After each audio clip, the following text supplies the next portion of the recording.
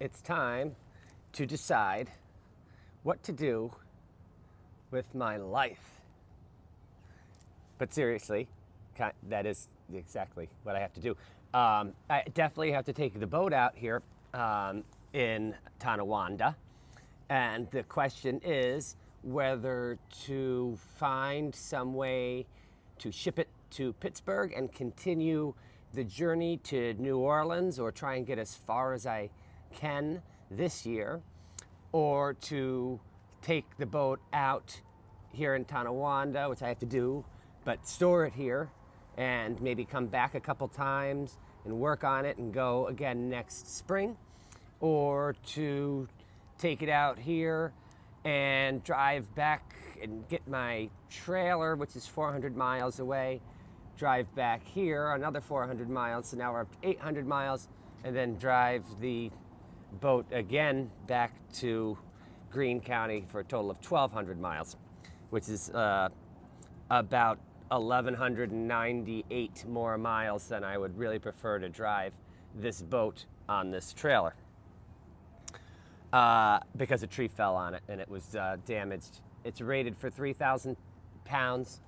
This boat only weighs about, I'd say 1,500 pounds. But, you know, I don't know, when something breaks and gets put back together again, it's never the same. So, I could make that decision based on feelings, or how about I make it based on an analysis of the facts of the situation.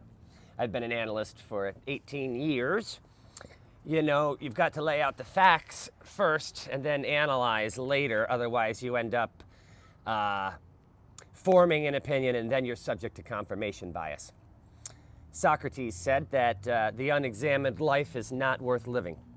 When I'm making a decision about my own self-interest, I don't want to be subject to confirmation bias. I'm not sure that there's a difference between confirmation bias and being delusional. And delusional people are often not successful, unless you're born rich, and then you can afford to be delusional. I wasn't, so I need to make sure that my decisions are based on facts and logical analyses. So let's look at some of these facts first. Put these first facts kind of in the group heading of physical or boat. Excuse me, I have to cough.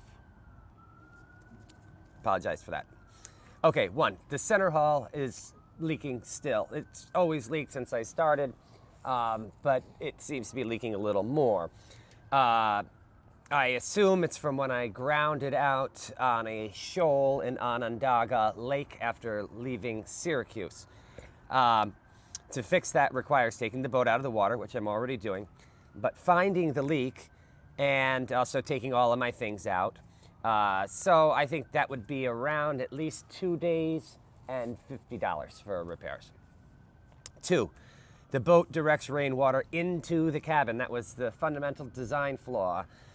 Fixing that requires 2x4s and a tarp tent sort of, and a truck, or at least delivery. I think that would take about a half a day and probably around $100.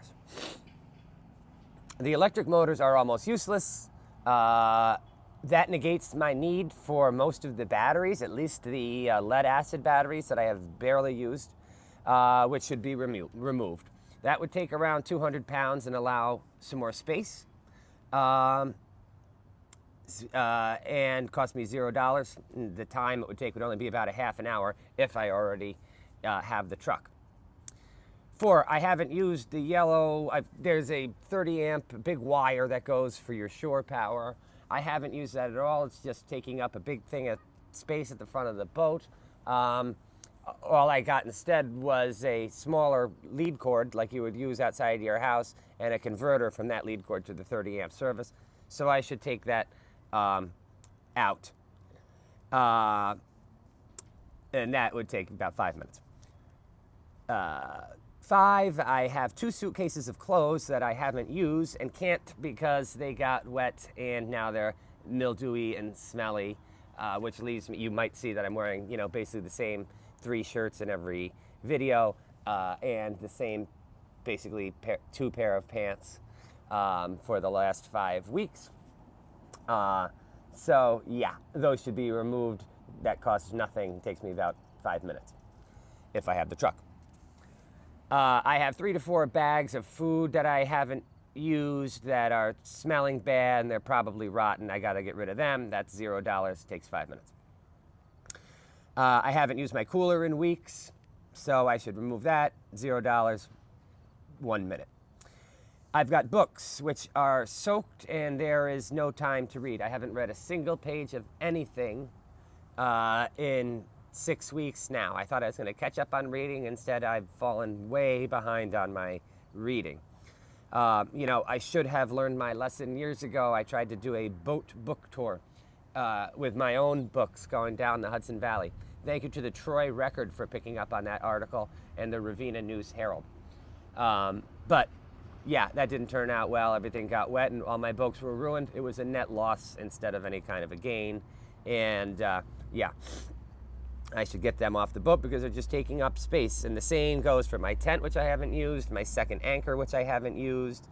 At this point, I think I'm far enough away from Albany. I could probably get rid of my Lionheart sign. I have an Easy Up tent I haven't used. Erie Canal literature that people have given me, and some extra wood from Tara and Sylvan Beach. So removing everything would be about an hour, and shipping and returning to my house, I'm guessing 2 to 3 days. For a U-Haul, I love U-Haul. It always starts off, it's $19.99, but only if you're driving around the city. But don't forget, we got to add the taxes. Do you want to get the insurance? There's a per mileage fee. There's an environmental fee. And if you skip over, you get that's all right. You end up with $300 on what was originally supposed to be a $200 thing. So yeah, a U-Haul, I'm thinking to bring everything home is going to cost me about $300. So there's that. So I don't have, let's see, put this on pause. So I got distracted by some passersby.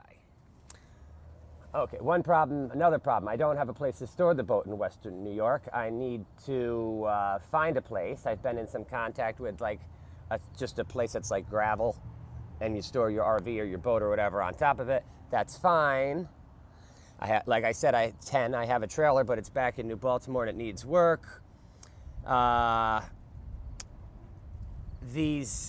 issue is these lithium-ion batteries. They can't be charged when it's below freezing. So I have to either keep ahead of freezing weather, which is going to be impossible. It's getting to be like 43 at night now, or charge them during the day when it's not freezing, assuming that that's possible. Okay, another consideration. Buffalo is about the maximum distance that I can store the boat and work on it. If I ship it to Pittsburgh, I'll have to wait until next June to work on it, which will add another 1 to 2 weeks as a delay from my departure, if that's the course I go.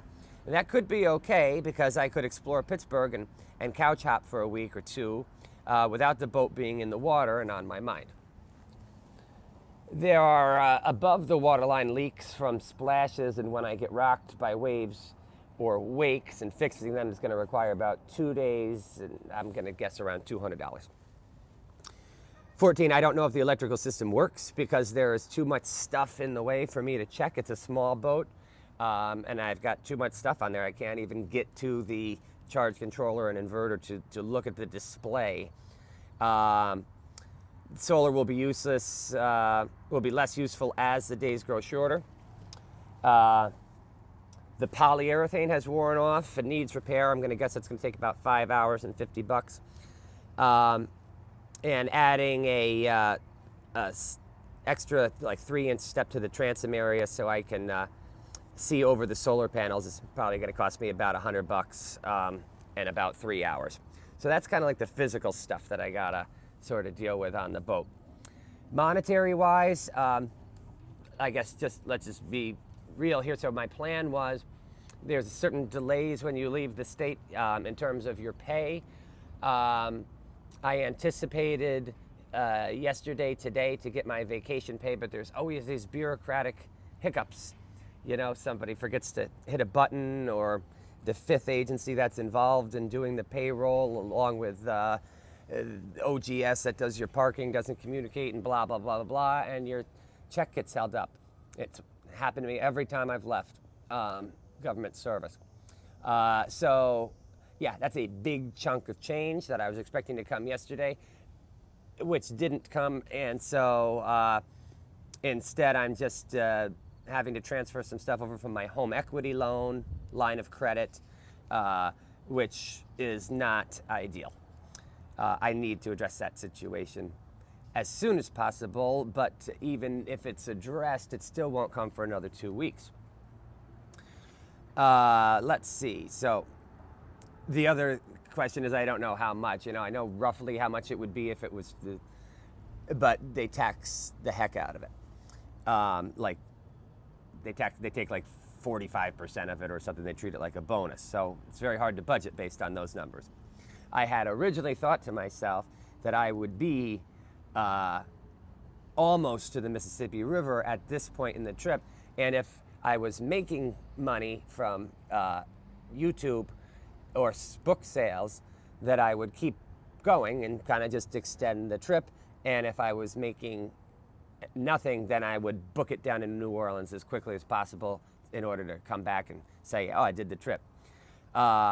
I only have 490 followers, which is less than half of what I need to commodify YouTube. So there's no chance that that's going to bring me any money for this trip. So those are some realities. I don't want to do a GoFundMe because of the generosity that people have already given me. I've had a fire over the years. I tried to raise money for this trip in 2018. And people gave money both times. I do not want to ask for money for that. I would like to set up a Patreon or have a Substack base, something where people pay for a subscription, but I don't know how to do that yet, or a publisher, but I don't sell enough books to live on that. And then wherever I store the boat will likely cost me, probably $1,000, I'm going to guess, for the season, and bring it until I'm, to stay on the boat until I'm just absolutely destitute at a place where I don't know where to store the boat, is going, based on the experience of doing this 13 other times, is going to end up with me in taking the boat in a place that's no good, and it's going to sink or get wrecked over the winter, and I'll lose the whole thing. Okay.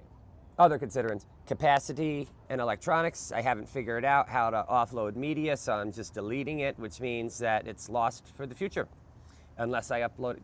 So keep looking at those YouTube videos. Hopefully YouTube doesn't crash.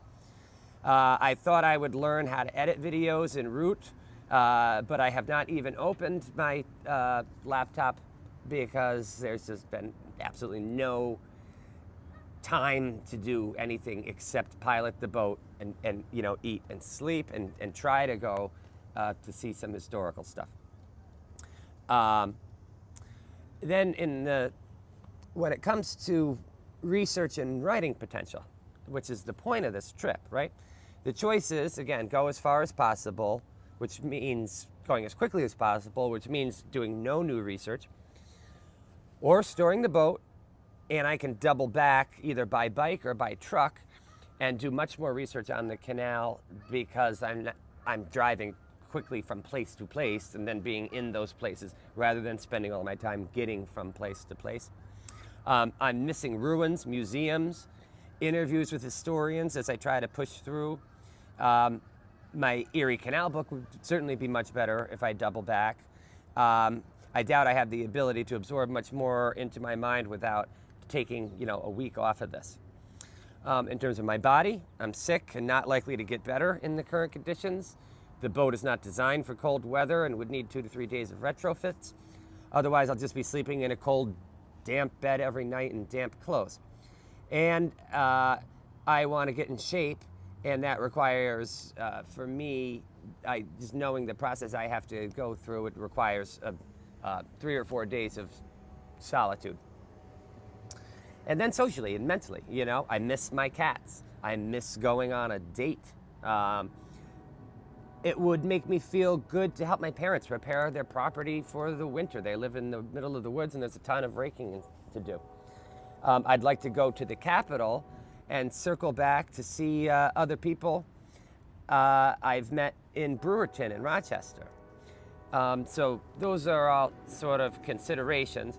I think when I add them all together, which I will continue to do over today as I look at my options, but it seems to overwhelmingly point to the best choice being to take the boat out of the water here and circle back and do more research on the Erie Canal this year. I'm not sure, and I'm not sure yet whether that means storing the boat here in Tonawanda someplace because I could find a friendly person with a place to store it and a trailer, or going back to New Baltimore and getting my trailer, bringing it back here, maybe using my trailer to take the boat to the place here in Tonawanda. That seems like the best bet because then I don't have to trailer the boat 400 miles. Or really fixing the trailer and bringing the boat back to Albany, and Troy to work on the boat over the winter and spring of next year before I set out again on the Ohio from Pittsburgh. So those are the things that are on my mind. If you have an opinion, I'd love to hear it. Ultimately, at the end of the day, it's obviously my decision. And I will let you know if something develops that provides me an opportunity or changes this matrix of choices. Thank you.